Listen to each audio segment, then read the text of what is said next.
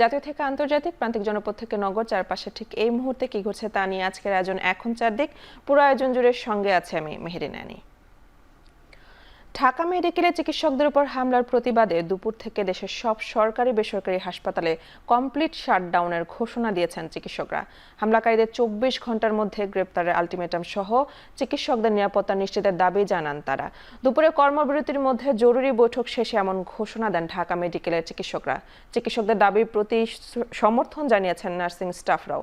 শনিবার রাতে ঢাকা মেডিকেল কলেজে এক শিক্ষার্থীর মৃত্যু ঘিরে অপারেশন থিয়েটারে ঢুকে চিকিৎসকদের মারধর এবং আরেক ঘটনায় জরুরি বিভাগে ভাঙচুরের প্রতিবাদে রোববার সকাল থেকে ঢাকা মেডিকেল কলেজ হাসপাতালের ইন্টার্ন চিকিৎসকরা জরুরি বিভাগের সেবা বন্ধ করে দেন। এতে বিপাকে পড়েছেন চিকিৎসা নিতে আসা রোগীরা। আমরা আজকে থেকে কর্মবিরতিতে যাচ্ছি। সারা বাংলাদেশের সমস্ত চিকিৎসক, সরকারি বেসরকারি সবাই অনতিবিলম্বে 24 ঘন্টার মধ্যে যারা আক্রমণ করেছে আমাদের চিকিৎসকদের উপরে তাদেরকে গ্রেপ্তার করতে হবে। আমরা ডক্টররা আমাদের দেশের আমাদের শ্রদ্ধেয় পেশেন্টদের কোনো প্রতিপক্ষ না, আমরা তাদের সহযোগী। কিন্তু দুর্ভাগ্যজনক, আমরা যদি আমাদের এক্সিস্টেন্স না বজায় রাখতে পারি তাহলে সার্ভিস দিবে কে? আপনারা হয়তো আমাদের আন্দোলন সম্পর্কে জানেন, এবং এই আন্দোলন আমাদের ডাক্তারদের না, এই আন্দোলন হওয়া উচিত প্রতিটা পেশেন্টের, প্রতিটা দেশের মানুষের। কারণ ডাক্তার যদি ভালো না থাকে সার্ভিসটা দিবে কে? ঢাকা মেডিকেল কলেজ হাসপাতালে চিকিৎসকদের মারধর এবং ভাঙচুরের ঘটনায় জড়িতদের দ্রুত আইনের আওতায় আনার আশ্বাস দিয়েছেন স্বাস্থ্য উপদেষ্টা নূরজাহান বেগম। দুপুরে সচিবালয়ে সাংবাদিকদের কথা জানান তিনি। একই সাথে সারা দেশের হাসপাতালে শাটডাউন কর্মসূচি তুলে নিয়ে চিকিৎসা কার্যক্রম শুরু করতে আহ্বান স্বাস্থ্য উপদেষ্টার। আমার সকল ডাক্তারের কাছে যে আমি এই সব ঘটনার সিসিটিভি ফুটেজ এগুলি নিশ্চয়ই আসছে, এগুলো বিশ্লেষণ করে আমি তাদেরকে আইনের আওতায় আনবো। আইনটাকে নিজের হাতে তুলে নিলে দেশ আর দেশ থাকে না, বিশৃঙ্খলা হয়ে যায়। এখন দেখেন ডাক্তাররা শাটডাউন ঘোষণা করেছে। চিকিৎসা সেবা না পেলে কেউ টিকতে পারবে? দেশ ঠিক থাকবে? থাকবে না। তাই আমি সবাইকে আবেদন করব, অনুরোধ করব, আইন নিজের হাতে তুলে নেবেন না। আর তেমনি আমার ডাক্তারদের আমি বলবো, তোমরা আমার সন্তানের মতো, তোমরা এই শাটডাউন তুলে নাও। ভারতের সাথে হওয়া সমঝোতা স্মারকগুলো অন্তর্বর্তী সরকার পুনর্বিবেচনা করবে বলে জানিয়েছেন পররাষ্ট্র উপদেষ্টা তৌহিদ হোসেন। রোববার দুপুরে পররাষ্ট্র মন্ত্রণালয় সাংবাদিকদের আরও বলেন, আদালত চাইলে ভারতে থাকা শেখ হাসিনাকে দেশে আনার উদ্যোগ নেবে মন্ত্রণালয়। ফেরত চাইলে দিতে হবে, এটা আমি ঠিক মিন করি। আমি যেটা মিন করার চেষ্টা হলো যে যদি লিগাল প্রসেস থেকে একটা প্রশ্ন আসে তাহলে আমরা তো ফেরত চাইতেই পারি, চাইবো। যদি আইন আদালত আমাদেরকে বলে যে তাকে ফেরত আনার জন্য ব্যবস্থা করবো, আমরা সেটা ব্যবস্থা করার চেষ্টা করবো। ভারত দেবে কেন সেটা তাদের ব্যাপার, চুক্তি আছে আমাদের, চাইলে পারার কথা, কিন্তু সেটা কিন্তু আবার একটু লিগাল প্রসেস থাকে। তো আমি জানি না সেটা কিভাবে হবে, এটা স্পেকুলেট না করাই ভালো। সাম্প্রতিক বন্যায় উজানের দুই দেশের আন্তরিকতার ঘাটতি ছিল। উজানের দেশগুলোর কাছে তথ্য আদান প্রদানের জন্য বলা হবে বলে জানিয়েছেন পরিবেশ, বন ও জলবায়ু পরিবর্তন এবং পানি সম্পদ উপদেষ্টা সৈয়দা রিজওয়ানা হাসান। সচিবালয়ে সাংবাদিকদের সঙ্গে আলাপকালে তিনি আরও বলেন, জাতিসংঘের তদন্ত দলের প্রস্তাব অনুযায়ী পুলিশের সংস্কার আনা হবে। ভাবে জনমুখী পুলিশ বাহিনী গড়ে তোলা যায় সে বিষয়কে সামনে রেখে সরকার এগিয়ে যাচ্ছে বলে জানিয়েছেন পরিবেশ, বন ও জলবায়ু পরিবর্তন উপদেষ্টা সৈয়দা রিজওয়ানা হাসান। এ সময় তিনি সাংবাদিকদের এক প্রশ্নের জবাবে বলেন, হাওর বা বিলের মধ্যে বাঁধ দেওয়ার ক্ষেত্রে স্থানীয় সবার সাথে আলোচনা করে সিদ্ধান্ত দেওয়া হবে। জাতিসংঘের যে ফ্যাক্ট ফাইন্ডিং মিশন আসবে, সেই ফ্যাক্ট ফাইন্ডিং মিশনে যদি আপনি কার্যপরিধি দেখেন, সেখানে উল্লেখ করা আছে যে এই ঘটনা যাতে আর কখনো না ঘটে, সেজন্য সিকিউরিটি রিফর্মস কি কি নিতে হবে সেগুলোর ব্যাপারেও তারা আমাদেরকে বলবেন। আপনি এটাও শুনেছেন যে একটা পুলিশ কমিশনের কথা বলা হয়েছে। তো এইগুলোর উদ্দেশ্যই হচ্ছে যে যা ঘটে গেছে সেটা তো আর আমি আন্ডু করতে পারবো না, কিন্তু এই ঘটনা যাতে আর কোনোদিন না ঘটে। যদি আমরা আগাম একটু পূর্বাভাস পেতাম, সেই আগাম পূর্বাভাস পাওয়ার ব্যাপারে আমরা গতকাল সারাদিনই পানি ভবনে ছিলাম, সেখানে দেখেছি এর আগে উজানের দেশকে আমরা অনুরোধ করেছি। তো 2-3 দিন আগে দেখলাম সেখান থেকেও বলা হচ্ছে যে বন্যা মোকাবেলায় বাংলাদেশের প্রস্তাব নতুন করে বিবেচনা করার সুযোগ আছে। এক সময় আপনি শুনবেন লোকে বাদ দেওয়ার দাবি করবে, আরেক সময় আপনি শুনবেন লোকে বলবে বাদটা সরিয়ে দাও। বিএনপির ভারপ্রাপ্ত চেয়ারম্যান তারেক রহমান বলেছেন, শক্তি কিংবা ভয় দেখিয়ে নয়, ইনসাফ এবং উদারতা দিয়ে মানুষের মন জয় করতে হবে। বাংলাদেশের পক্ষে শক্তি সতর্ক থাকলে প্রিয় মাতৃভূমিকে আর বিপথে নেওয়া যাবে না। বিএনপির 46তম প্রতিষ্ঠা বার্ষিকী উপলক্ষে এক ভিডিও বার্তায় তিনি এ কথা বলেন। আমাদের আর পেছনে তাকানোর কোনোই সুযোগ নেই। পলাতক স্বৈরাচার জাতীয় জীবনের 15টি বছর কেড়ে নিয়েছে। সেই দুঃস্বপ্নকে দূরে ঠেলে দিয়ে দেশের জনগণের সামনে একটি বৈষম্যহীন, নিরাপদ, মানবিক বাংলাদেশ গড়াই বিএনপির আগামী দিনের লক্ষ্য। আপনাদের প্রতি আমার স্পষ্ট বার্তা, শক্তি কিংবা ভয় দেখিয়ে নয়, বরং ইনসাফ এবং উদারতা দিয়ে মানুষের মনকে জয় করুন, জনগণের ভালোবাসা অর্জন করুন। গণতন্ত্র, সুপ্রতিষ্ঠিত, মুক্ত বাজার ও সমৃদ্ধশালী বাংলাদেশ গড়ে তোলায় প্রতিষ্ঠাবার্ষিকীতে বিএনপির প্রতিজ্ঞা বলে জানিয়েছেন দলের মহাসচিব মির্জা ফখরুল ইসলাম আলমগীর। সকালে বিএনপির প্রতিষ্ঠাতা ও সাবেক রাষ্ট্রপতি জিয়াউর রহমানের সমাধিতে শ্রদ্ধা জ্ঞাপনকালে তখন তিনি এ কথা জানান। পরে মির্জা ফখরুল বলেন, গত 15 বছর ধরে গণতন্ত্র প্রতিষ্ঠায় সংগ্রাম করে যাচ্ছে বিএনপি। এ পথে চলতে গিয়ে দলের অনেক নেতাকর্মী গুম হয়েছেন, আটক হয়েছেন অনেক নেতাকর্মী। বিএনপি আগামীতে জনগণকে সাথে নিয়ে দেশ পুনর্গঠনে এগিয়ে যাবে বলে আশা প্রকাশ করেন তিনি। জিয়াউর রহমানের স্বপ্ন ও আদর্শ বাস্তবায়নে সবার সহযোগিতা চান মির্জা ফখরুল।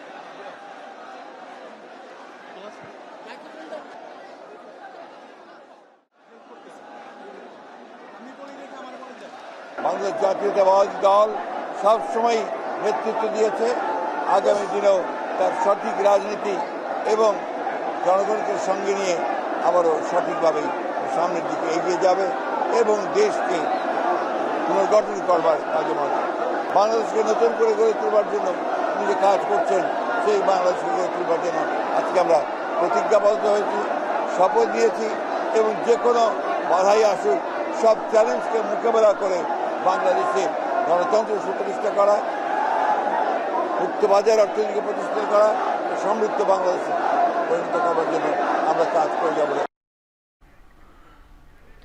কুমিল্লা জেলা দুর্যোগ ব্যবস্থাপনা কমিটির বৈঠক শেষে ব্রিফ করছেন দুর্যোগ ব্যবস্থাপনা ও ত্রাণ মন্ত্রণালয়ের উপদেষ্টা ফারুক আজম। সরাসরি চলে যাচ্ছে সেখানে। এলাকার মানুষ, অন্য এলাকার মানুষ এসে নিঃসংক চিত্তে ত্রাণ বিলি করছে।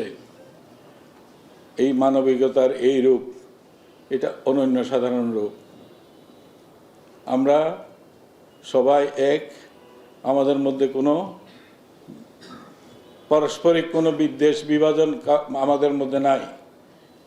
যে অন্যায়, যে অবিচার এতকাল ধরে আমাদের ঘাড়ের উপরে চেপে বসেছিল, সেটা আমরা উপড়ে ফেলেছি। আমরা এখন মুক্ত, আমরা মুখ খুলে কথা বলতে পারি। এই যে সমস্ত ছেলেরা, বৈষম্য বিরোধী ছেলেরা, কলেজের স্কুলের যে সমস্ত ছেলেরা আপনাদের কাছে এই সংগ্রাম করে মানুষকে জাগ্রত করেছে, এই জাগরণ আর কখনো নিভানো যাবে না। ছোট ছোট বাচ্চারা রাস্তায় ট্রাফিক নিয়ন্ত্রণ করেছে, তাদের জীবনে গল্প যুক্ত হয়েছে। গল্প মানে হচ্ছে শিখর, জীবনের শিখর। বৃক্ষের যেরকম শিখর থাকে, মানুষের জীবনের শিখর হচ্ছে গল্প। বিএনপির প্রতিষ্ঠাবার্ষিকী উপলক্ষে রাজধানীর নয়াপল্টনে দলের কেন্দ্রীয় কার্যালয়ে দোয়া ও মিলাদ মাহফিল অনুষ্ঠিত হয়েছে। এ সময় চলমান বন্যায় ও ছাত্র জনতার আন্দোলনে সহিংসতায় হতাহতদের জন্য দোয়া করা হয়। একই সাথে বিএনপির প্রতিষ্ঠাতা প্রয়াত রাষ্ট্রপতি জিয়াউর রহমান, চেয়ারপারসন ও সাবেক প্রধানমন্ত্রী বেগম খালেদা জিয়া ও ভারপ্রাপ্ত চেয়ারম্যান তারেক রহমানের জন্যও দোয়া করা হয়। এ সময় দলটির মহাসচিব মির্জা ফখরুল ইসলাম আলমগীর বলেন, কর্তৃত্ববাদী আওয়ামী লীগ সরকারের পতনের পর দেশে গণতন্ত্রের জন্য সম্ভাবনাময় রাজনৈতিক পরিবেশ সৃষ্টি হয়েছে। যে জঞ্জাল আওয়ামী লীগ দিয়ে গেছে, সেই জঞ্জালগুলোকে কিছুদিন সাম করতে হবে, সময় লাগবে। দেশে নির্বাচন পদ্ধতি সম্পূর্ণ ধ্বংস করেছে, বিচার ব্যবস্থা ধ্বংস করেছে, প্রশাসন ধ্বংস করেছে, আইন শৃঙ্খলা বাহিনী ধ্বংস করেছে। সুতরাং একটা অবাধ সুষ্ঠু নিরপেক্ষ নির্বাচনের জন্য এই প্রতিষ্ঠানগুলোকে আবারও নতুন করে সংস্কার করতে হবে। আমরা খুব পরিষ্কার করে বলতে চাই, আমরা গণতন্ত্রের জন্য সংগ্রাম করেছি, আমাদের এই সংগ্রাম অবশ্যই চলবে গণতন্ত্র পুরোপুরি প্রতিষ্ঠিত না হওয়া পর্যন্ত। কোটা সংস্কার আন্দোলন ঘিরে হত্যা মামলায় 2 দফা রিমান্ড শেষে আদালতে তোলা হয় সাবেক আইসিটি প্রতিমন্ত্রী জোনান আহমেদ পলক, জাতীয় সংসদের সাবেক ডেপুটি স্পিকার শামসুল হক টুকু সহ সর্বমোট 6 জনকে। নতুন দুটো মামলায় জোনান আহমেদ পলককে 3 দিন করে মোট 6 দিন ও বাকিদের 3 দিন করে রিমান্ড মঞ্জুর করেন আদালত। 2 দফা রিমান্ড শেষ হওয়া প্রত্যেকে আজ নতুন করে গ্রেফতার দেখানো হয়। এরপর সকাল 6:30টায় আদালতে তুলে পুনরায় রিমান্ডের আবেদন করেন এসব মামলার তদন্তকারী কর্মকর্তারা। এ সময় আসামি পক্ষের আইনজীবীরা রিমান্ড আবেদনের বিরোধিতা করে জামিন চান। 2 পক্ষের শুনানি শেষে রিমান্ড মঞ্জুর করেন ম্যাজিস্ট্রেট মোহাম্মদ মইনুল ইসলামের আদালত। রিমান্ড মঞ্জুর শেষে জিজ্ঞাসাবাদের জন্য তাদের ফের পুলিশ হেফাজতে নেওয়া হয়।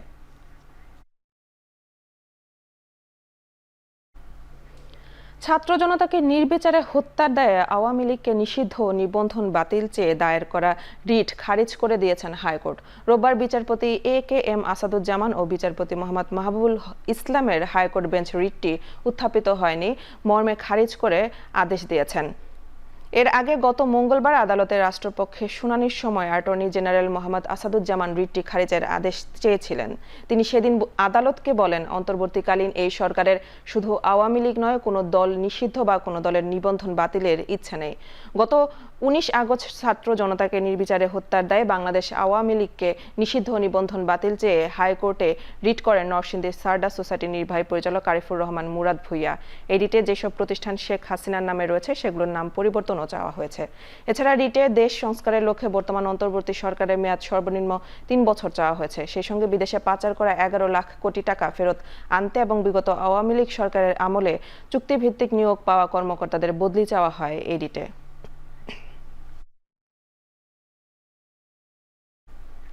রাজনৈতিক দল হিসেবে জামায়াতে ইসলামীর বাতিল হওয়া নিবন্ধন ফিরে পেতে খারিজ হওয়া আপিলটি পুনরুজ্জীবিত করার শুনানি আগামী 21 অক্টোবর দিন ঠিক করেছেন চেম্বার আদালত। বিচারপতি মোহাম্মদ আশফাকুল ইসলামের চেম্বার আদালত বিষয়টি উপস্থাপন করা হলে আদালত বিষয়টি আপিল বিভাগের পূর্ণাঙ্গ বেঞ্চে আগামীকাল 21 অক্টোবর শুনানির জন্য নির্ধারণ করেন।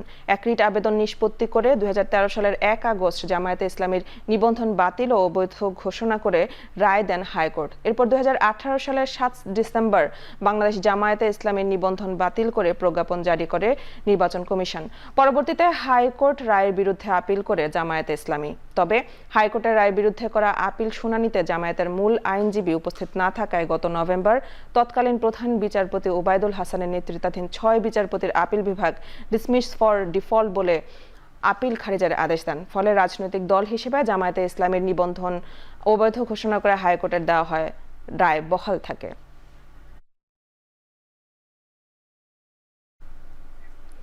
দ্রুত সময়ের মধ্যে নির্বাচন দিয়ে দেশে গণতন্ত্র প্রতিষ্ঠার আহ্বান জানিয়েছেন জামায়াতের আমির ডক্টর শফিকুর রহমান। সকালে কুষ্টিয়ার কুমারখালীতে বৈষম্য বিরোধী ছাত্র আন্দোলনে নিহত পরিবারের সঙ্গে মতবিনিময়ের সময় এসব কথা বলেন তিনি। এ সময় তিনি বলেন, নির্বাচনের জন্য অন্তর্বর্তী সরকারকে একটি যৌক্তিক সময় বেঁধে দিতে হবে। এছাড়া বিগত সরকারের সময় জামায়াতের নেতাকর্মীরা নিপীড়নের শিকার হয়েছে উল্লেখ করে আয়নাঘর সহ নানা অপকৌশলের তীব্র সমালোচনা করেন তিনি। পরে আন্দোলনে নিহত পরিবারের সদস্যদের হাতে 2 লাখ টাকা করে অনুদানের চেক তুলে দেন জামায়াতের আমির।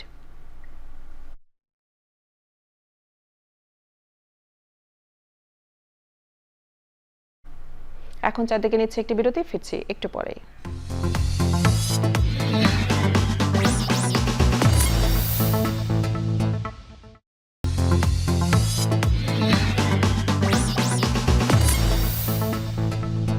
বিরতির পর ফিরে এলাম, আপনারা দেখছেন এখন চারদিক। ট্যারিফ কমিশন থেকে ডিম, আলু এবং পেঁয়াজ আমদানিতে সব ধরনের শুল্ক প্রত্যাহারের নির্দেশনা দিয়েছে অর্থ ও বাণিজ্য উপদেষ্টা সালেউদ্দিন আহমেদ।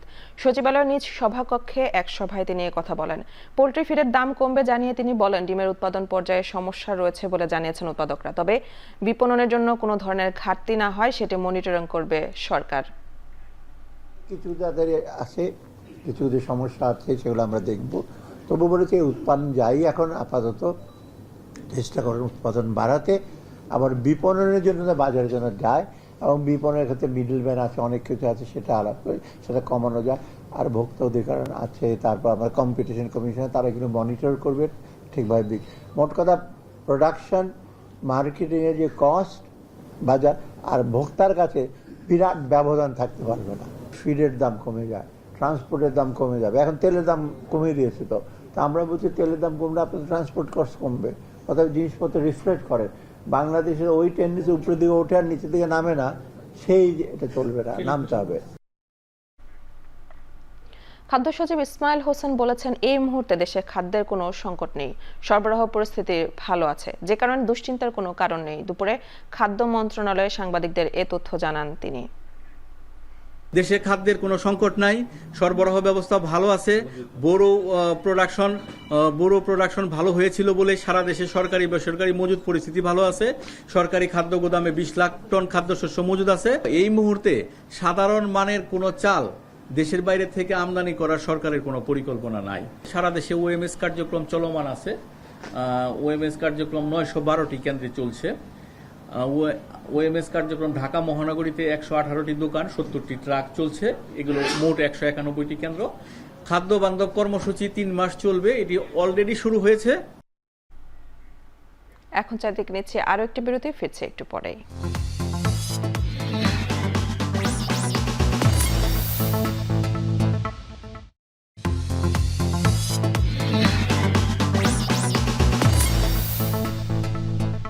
বিরতির পর ফিরে এলাম আরো একবার, আপনারা দেখছেন এখন চারদিক। গতিপথ পরিবর্তন করে ওমানের দিকে এগুচ্ছে ঘূর্ণিঝড় আসনা। বর্তমানে এটির অবস্থান পাকিস্তানের করাচি থেকে 370 কিলোমিটার দূরে আরব সাগরে। আবহাওয়ার পূর্বাভাস বলছে, মঙ্গলবারের মধ্যে নিম্নচাপে পরিণত হবে ঘূর্ণিঝড় আসনা, যা পরবর্তীতে আছড়ে পড়বে ওমানে। আসনার প্রভাবে ভারী বৃষ্টি হচ্ছে দেশটির উপকূলীয় অঞ্চলে। বেলুচিস্তান, গদার সহ বিভিন্ন অঞ্চলে বাতাসের গতিবেগ ঘন্টায় 60 থেকে 70 কিলোমিটার। পরিস্থিতি স্বাভাবিক না হওয়া পর্যন্ত জেলেদের সাগরে যাবার ক্ষেত্রে জারি করা হয়েছে নিষেধাজ্ঞা। ভারী বৃষ্টি ও ভূমিধসে শুধু শুক্রবারই পাকিস্তানে প্রাণ হারিয়েছেন 24 জন। অন্যদিকে গেল সপ্তাহে বন্যায় ভারতের গুজরাটে কমপক্ষে 39 জন নিহত হয়েছেন। শেষ করছে এখন চারদিক। এখন টেলিভিশন ওয়েবসাইটে দেখতে ভিজিট করুন www.ekhon.tv, ফেসবুকে দেখতে ভিজিট করুন facebook.com/tv.ek এবং ইউটিউবে দেখতে ভিজিট করুন youtube.com/c/ekhon tv।